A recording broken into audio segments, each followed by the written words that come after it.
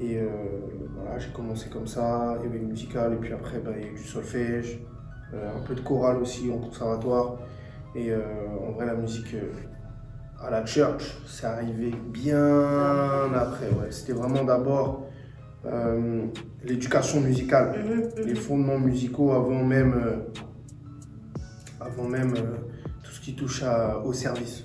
D'accord. Quand tu fais toute cette musique-là, est-ce qu'il y a un but? Est-ce qu'il y a... Tu le fais parce que tu as été touché de voir les autres faire de la musique? Ou tu le fais parce que... Je sais pas, bon. En fait, c'est ce qui t'a été présenté dès ton plus jeune âge. Et en fait, tu t'es lancé là-dedans. Dans un premier temps, je vais pas te mentir, c'est vraiment ça. C'est vraiment ça parce que, en tout cas, on nous bassine beaucoup par rapport à l'appel, le ministère, etc. Et en fait, comme je t'ai dit, j'ai trouvé un juste milieu entre l'éducation que j'ai pu recevoir, l'éducation musicale et le service. Le service pour Dieu, pour l'avancée des choses en rapport avec le Seigneur. Et du coup, j'ai fait le lien entre les deux et ça a donné ce que je fais aujourd'hui. Et j'ai la grâce même d'avoir une bonne culture musicale. Et j'espère que, en tout cas, les auditeurs et auditrices, ils l'entendent dans mes sons. Et je veux pas seulement apporter de la bonne musique, mais je veux aussi vraiment apporter un vent frais dans notre communauté avec des fondamentaux, avec une culture musicale à connaître, voilà, parce qu'il faut savoir aussi d'où on vient, l'histoire de la musique. En fait, ce sont des choses vraiment importantes, parce qu'on peut être appelé à servir Dieu dans la musique, tu vois. Mais si on n'a pas un minimum de culture, le plafond, il sera vite, on va vite arriver au plafond en fait. On va vite être segmenté. Et l'objectif, c'est d'aller le plus loin possible. Et donc forcément, connaître l'histoire de la musique, toutes ces choses-là, ça en fait partie. Donc voilà, quand on fait le lien entre ces deux-là, en tout cas notamment par rapport à moi, voilà, ça donne ma musique et j'espère vraiment que auditeurs, auditrices, même lambda, des gens qui ne m'écoutent pas forcément, voilà, ils apprécient le contenu et pas seulement, qu'ils sentent aussi ouais, voilà, le petit truc que l'esprit vient insuffler, tu vois. Voilà. D'accord. Ta touche, qui tu es, ce que tu veux montrer, mais avec ce que tu as dit. Exactement, ouais, exactement. Et en fait, cette touche-là, elle fait vraiment toute la diff. Parce que j'ai beau avoir la culture musicale que j'ai, tu connais, un Corinthiens 13, sans l'amour, c'est une cymbale qui résonne, tu vois, dans le vide. Donc voilà, c'est vraiment, et ça, c'est vraiment la chose, je dirais, primordiale dans ma musique. C'est sans ça, ça ira nulle part. Si je suis déjà dans un esprit de compète ou je veux bomber devant tout le monde et tout, tu vois, bizarre. C'est chiant dans Béni un peu. Ouais, exactement. Et Béni, c'est un des sons phares parce que j'avais besoin aussi d'extérioriser ce que je vivais à cette période. Je dis pas que je ne vis plus. Hein. Il y a des fois c'est compliqué, t'as capté, il y a des fois c'est compliqué. Mais c'est un mood, c'est un style de vie et lorsqu'on emprunte ce style de vie-là, on peut être sûr qu'il y a du fruit qui va être porté et voilà. Béni, tu vois, c'est un simple exemple, mais c'est un simple exemple de la musicalité, de la qualité dans la musique et cette touche de l'esprit aussi qui vient parler en fait à chacun et chacune. Et encourager aussi les gens à bénir autour d'eux, tu vois. Je t'entends dans TKE, tu vois, TEC. Je t'entends dans TEC et dans plein de sons. C'est un peu du rap quand même. C'est du rap. Et moi, la question que je me pose, c'est que quand je vois ta famille, je dirais que c'est un peu une famille de lévites, tu vois pas? Lévites, tout ça? Ah mais oui, c'est des lévites. Vous êtes des lévites, vous êtes des chanteurs. Et c'est comme consacré à la musique. Tes parents, c'est vrai qu'ils profitaient de la musique. Donc ils sont pour la musique, pour le fait que tu chantes. Mais le fait maintenant, tu leur dis, ouais, je fais du rap chrétien. C'est pas bizarre? Ils n'étaient pas fermés à l'idée. Hein. Ok. Ils n'étaient pas fermés à l'idée. Même c'est eux qui m'ont encouragé, c'est mon père. Mon père, je me souviens, à l'époque de BBC, pour les puristes, ils vont connaître, voudrais-tu le laisser entrer. Il me chantait un refrain comme ça. Et ça me parlait beaucoup. Et il y avait une instru comme ça que j'écoutais à l'époque, qui est l'instru de Voudrais-tu le laisser entrer. C'était vraiment fort, je me sentais poussé. Même il faut savoir que mon père, c'est aussi mon père spirituel, hein, parce que j'ai appris de lui spirituellement et tout ça, et voir que ça le choque pas, même c'est lui qui m'encourage, c'est lui qui me pousse à faire ça. Allez, on y va. Hein. En ouaille, comme on dit. T'as parlé à quelle langue là? Hein? Pendant quelle langue? Ok. Donc dans tout ce que tu fais, tu m'as dit en fait la vision c'est l'amour. Ou bien je me trompe? Non, ce serait ça, aimer mon prochain, aimer Dieu et mon prochain comme moi-même. Dans la vision, il y a le but, mais il faut bien transmettre. Et qu'est-ce que tu veux transmettre à ton public?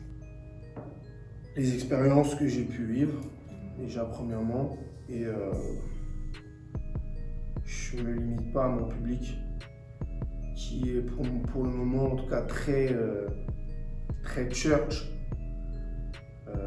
D'ailleurs, il y aura des surprises qui vont arriver, mais là l'objectif, en tout cas aussi, ce serait aussi de laisser un vrai impact dans le monde. Et pas seulement partager, encourager les chrétiens. C'est une bonne chose d'encourager les chrétiens. Mais si on savait à quel point le nombre de personnes dehors, ils sont en train de souffrir, c'est un truc de fou. C'est un truc de fou, on n'a pas idée. Et il faut être là pour eux. Et je vous laisse cette pépite-là, mais ça dit obligé d'emmener des néons dans le ghetto afin de faire monter les âmes dans le vaisseau. Très important. Donc voilà, moi j'ai maintenant pour objectif aussi vraiment d'aller concrètement sur le terrain, pêcher des âmes avec les mots qu'il faut, avec la forme aussi qu'il faut, et toujours avec l'esprit. Ça c'est une chose essentielle, sinon on arrête tout. Avec Bethel Mathieu Mossé, vous avez vraiment 3 buts. Le but était clair. Voilà. Mais tu avais parlé d'un rappeur Psychose. Et il t'a inspiré. Il t'a inspiré à être plus différent. Mais quand tu dis plus différent, c'est-à-dire qu'avant tu faisais du rap entre guillemets concret et que maintenant tu fais du rap abstrait. Non, sérieusement? Waouh, quelle question. Quel dribble, tu faisais du foot toi? C'est pas possible. Ça m'est sorti dessus. Alors, on va revenir sur ces propos. C'est vrai qu'avec Bethlehem Bâtiment, on avait un message très explicite où on allait droit au but, on n'avait pas le temps de savoir il y avait qui devant nous, etc. C'est vas-y, Jésus il t'aime, reviens. Viens à lui, ou même on revient, tu vois, tout de suite. Et puis il y a des grands comme Psychose qui ont parlé, hein, qui m'ont exhorté, qui ont osé dire les termes, parce que on va pas se mentir, dans la communauté, on est beaucoup dans le gloire à Dieu, amen, amen à tout. Et c'est difficile dans ce genre de conditions de pouvoir évoluer, que ce soit dans la musique ou même dans le mood de tous les jours. Et parfois on n'est pas assez terre à terre, mais heureusement qu'il y a ce genre de personnes qui suivent pas forcément les courants, qui vont dire amen à tout et qui vont te dire les termes objectivement, vraiment très objectivement, parce que moi comment je l'ai perçu, la première fois qu'il m'a dit ça, c'était dans un concert. J'avais fini une prestation et il est venu me voir entre 4 murs et il m'a dit les vérités. Il m'a dit, toi tu veux parler au monde, mais tu parles comme un chrétien au monde. Tu vois. Quand je te dis qu'on n'est pas terre à terre, c'est surtout dans la critique. On est facilement dans le amène à tout. Et lorsqu'il y a quelque chose qui choque, et ben, démon. Ouais. T'as capté ou pas? Ouais. Mais je remercie Dieu parce que les mentalités elles commencent à changer aussi. Mais voilà, en tout cas, BBC c'était un message très explicite et aujourd'hui il y a eu de la maturité. Entre-temps, beaucoup de réflexions par rapport aux cibles, les objectifs, la vision, etc. Le style aussi qu'on va engager dans notre musique. Et voilà, ça donne ce que je suis aujourd'hui. Et en vrai de vrai, ça donne Omia aussi. Voilà, parce que aujourd'hui je suis plus avec BBC et BBC c'est transformé en Omia et les choses se passent de leur côté, c'est lourd de fou. C'est lourd de fou. En Ça, pays que vous êtes. ouais, c'est la famille de ouf. Il n'y a pas plus tard que la semaine dernière, j'étais encore avec des gens de Omia, donc il n'y a vraiment rien. Et au contraire, tu vois, quand on est justement aussi vraiment en phase avec le plan de Dieu, il n'y a pas toutes ces histoires de querelles. Ouais, Tu nous as lâchés. Ça s'est fait vraiment dans la paix, en tranquillité et avec Dieu. Chacun fait sa vision en fait. Exactement. Et on reste vraiment frères, soudés. Il n'y a rien qui bouge en vrai, il n'y a rien qui bouge. Moi j'aimerais vraiment me baser sur le rap. Parce que je sais que c'est la musique la plus écoutée par les gens. Ça dit que la musique gospel, chrétienne, n'est pas assez, parfois en fait, n'est pas assez terre à terre. Mais aujourd'hui par exemple, le rap chrétien, on voit comment ça évolue. Qu'est-ce que tu penses de ce qu'on voit aujourd'hui? Je dirais qu'il y a une communauté déjà premièrement qui commence vraiment à avoir des bases solides et surtout que l'histoire continue à s'écrire. L'histoire continue à s'écrire avec les qualités, avec les défauts. Il y a des qualités, il y a des défauts. Mais Dieu est dans ça. Dieu est dans tout ça parce que voilà, ça prouve qu'on est encore des hommes et qu'on a ce besoin de revenir à Dieu. On a toujours ce besoin de se recentrer. Mais dans la globalité, je te dirais que dans notre communauté, il y a vraiment un noyau qui est en train de se créer. Il y a une unité qui est en cours de construction. Je dirais pas que c'est fini. D'accord. Mais voilà, c'est en cours de construction. Beaucoup d'optimisme. Comparé aux années des anciens, où là c'était un peu plus dur. Ils étaient combattus justement même par les leurs. Où, je sais pas si on se rend compte, mais limite on leur mettait les bâtons dans les roues pour pas qu'ils fassent même de prestations, qu'ils chantent pas, qu'ils fassent pas de rap, etc. Aujourd'hui on a moins ce problème, on a beaucoup moins ce problème, donc on peut dire clairement qu'on avance. Ça c'est une évidence, on avance. Et avec les qualités de chacun, les défauts de chacun, et Dieu qui perfectionne les choses. D'accord. C'est une vision assez positive. C'est important, c'est vraiment important de voir le bon avant même le mauvais. C'est super important parce qu'on part déjà on a déjà un mood beaucoup plus disposé à évoluer, à progresser. Tu sais, moi j'ai une question qui me trotte dans l'esprit. C'est que. Qu'est-ce qu'il y a? Vas-y, parle, j'ai les termes. Ok. En fait, le truc c'est quoi? C'est que c'est super bien le fait que la musique chrétienne puisse prendre de l'ampleur. Mais restons par exemple sur le rap. Est-ce qu'au jour d'aujourd'hui, toi, Thio, t'écouterais tout individu qui se dit rappeur chrétien? C'est terminé là, l'interview? Sérieusement? Sérieusement? La question elle est vraiment sale. Je vais te dire quelque chose. Et ça tient vraiment qu'à moi. D'accord, ouais, bien sûr. Peu ont mon avis et Non, c'est pas chacun fait. Moi en tout cas pour ma part, je m'efforce vraiment d'écouter un peu tout ce qui fait, tout ce qui se fait. Je m'efforce aussi de donner des critiques constructives. Parce qu'il y a des fois, c'est vrai que c'est dur. Il y a des choses que j'entends, c'est dur, c'est vraiment trop dur. C'est même limite, c'est à la limite du supportable. Non, vraiment, moi, si je dois dire les termes, là, c'est... Les gens vont dire que je suis quelqu'un de très dur, mais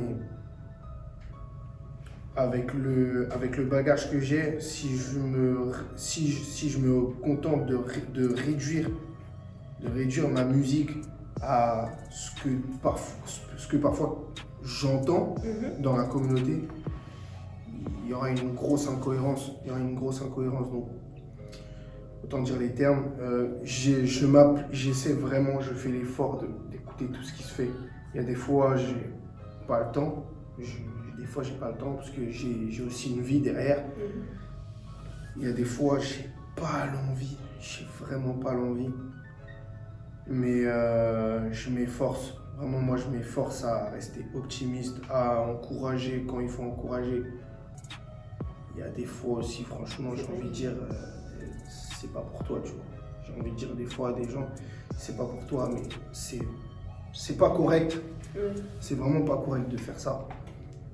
Donc j'essaie aussi de me mettre à leur place, je pose des questions. Des fois, je pose des questions pour savoir un peu la vision des choses. Pourquoi tu as écrit ce morceau comme ça, etc., etc. Et ça me permet aussi d'être le plus objectif possible. Et là, pour le coup, le côté personnel, on le met de côté. Oui. On le met de côté. Et on se dit que là, on est au service. On est au service de quelque chose. On n'est pas au service de mes oreilles, de ce que je voudrais entendre. On est au service de quelque chose. Si Dieu il a un message à passer à travers quelqu'un, bah, que ce message soit passé.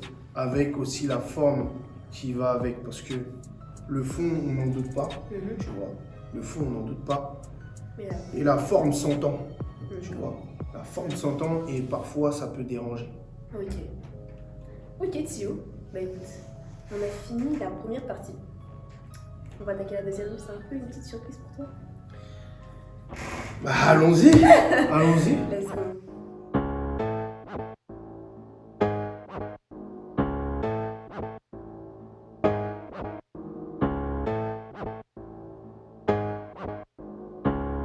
Pendant que Dieu fait la guerre, je suis en paix, je vis le ciel sur la... Du coup, Thio, on est dans un endroit, une scène. Ok. Ça te rappelle pas un peu pas le Et conservatoire? là, tu vois, là, il y a des oiseaux qui passent là, au-dessus de ma tête. Comment ça se passe? Ok, non, quand je dis ça te rappelle pas, tu vois, en gros, t'as dit que t'aimais bien les concerts. T'aimais bien. On t'emmenait souvent au conservatoire. En fait, j'ai fait exprès de venir ici parce que je me suis dit c'est un endroit un peu, on pourrait dire, artistique. Parce qu'également, en fait, c'est la pièce de théâtre en fait, de l'établissement. Et peut-être que ça te rappellerait des souvenirs, je ne sais pas. Ah bah oui, forcément, les spectacles, les pièces de théâtre, les concerts.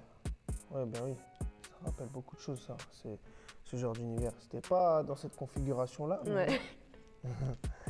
mais oui, effectivement. Ouais, ok, Ouais. D'accord, ok. Et donc pour revenir un peu sur ton adolescence, je peux dire ça comme ça, t'avais dit dans ta chanson par hasard, je vais lire ta phrase, t'as dit « Si je suis là, c'est parce que la rue n'a pas voulu de moi, j'ai capté ça depuis l'époque des guerres de territoire ». Donc t'avais vraiment capté que la rue c'était pas pour toi, au moment où en fait t'as été confronté à une telle violence en fait, quand ton pote s'est fait tabasser tout simplement. C'est à partir de là, en soi. Ouais, en soi, ouais, c'est là où il y a eu un élément déclencheur, surtout qu'en fait, moi j'étais parti pour aller foncer dans la gueule du loup bêtement, mais en fait le truc c'est qu'il n'y avait même pas possibilité d'aller aider mon pote parce qu'il y avait une barrière et c'était trop pour sauter. Donc j'étais là, je regardais le truc et voilà, c'était dur à voir, c'était vraiment dur à voir. Et même, je me suis même posé cette question, mais pourquoi en fait on a autant de haine? Tout simplement parce qu'on vient d'un quartier différent.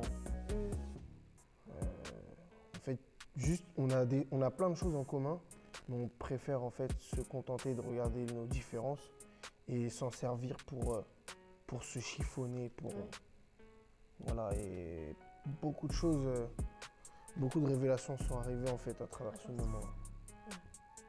Et tu sais que j'ai l'impression que dans ta musique, par hasard, tu dévoiles tout. En fait, c'est comme si c'est là que tu racontes toute ta vie, j'ai l'impression. Ouais, c'est un peu un livre ouvert, tu vois, en tout cas une partie, la raison pour laquelle je fais ce que je fais aujourd'hui Ok. et je suis là où je suis aussi. Voilà, c'est un morceau où je m'ouvre un peu plus, c'est du storytelling, comme on aime bien dire. Et ça a été long à écrire ce morceau parce que chaque mot, chaque lettre, chaque syllabe vraiment était millimétrée, si je peux dire. D'accord. Voilà. Ok. Et tu dis deux phrases qui me troublent. Moi, personnellement, parce que je comprends pas. C'est quand tu dis, la première, c'est si je suis là, c'est parce que ma sœur ne devait plus l'être. Et tu dis, mais en lui accordant la grâce de vivre sur terre, en moi, Dieu a soufflé des mots afin de le faire connaître. C'est-à-dire, comment ça, ta sœur?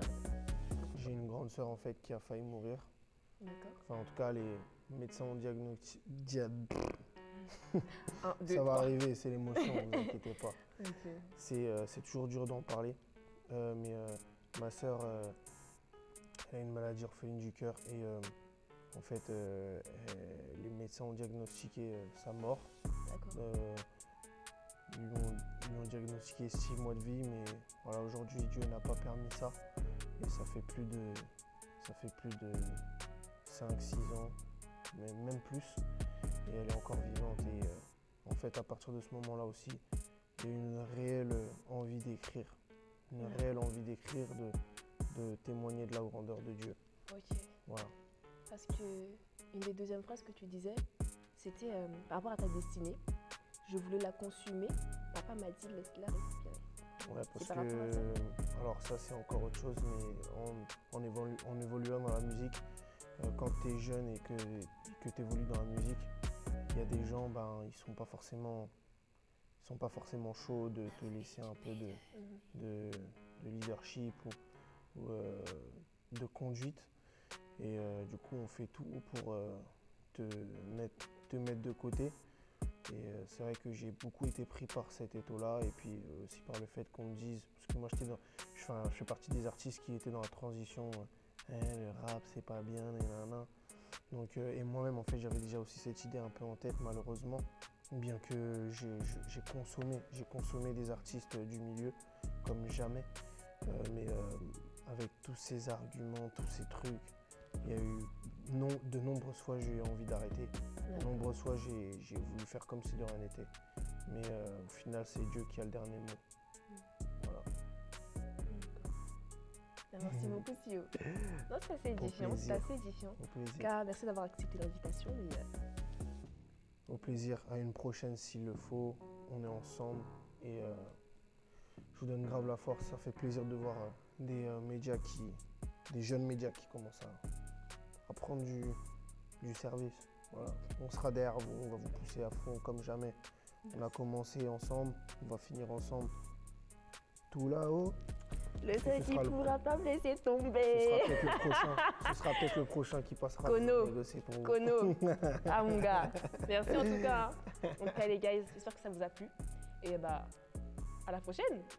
Ciao. À lui la gloire pour le siècle des siècles. Tout est clair et tout est carré. Et pour la guerre, je suis paré. Jésus en repère, je n'ai plus rien à perdre, mais j'ai tout à gagner. Tout est carré, tout est clair.